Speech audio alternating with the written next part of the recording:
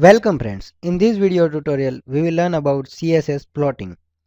With CSS plot, an element can be pushed to the left or right, allowing other element to wrap around it. Elements are plotted horizontally. This means that an element can only be plotted left or right, not up or down. The elements after the float element will flow around it. The elements before floating element will not be affected. So this is the basic terms about floating. Now let's create a document which uses this floating. We have created two paragraphs. Now I will add image into this paragraph using image tag.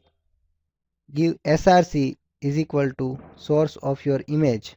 My image name is fl.png. Complete the image tag. Now I want to float this image around text and to the right side. So write float and give value right. Now let's run and see what is the effect. We can see the image is plotted to the right side of the window and near the text of paragraph.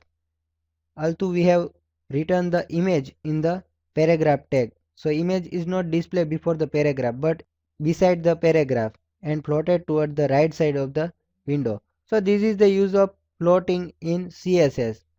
We can also give plotting to the right, top or bottom but not vertically. We can only give plotting to horizontally. So this is about plotting. Thank you.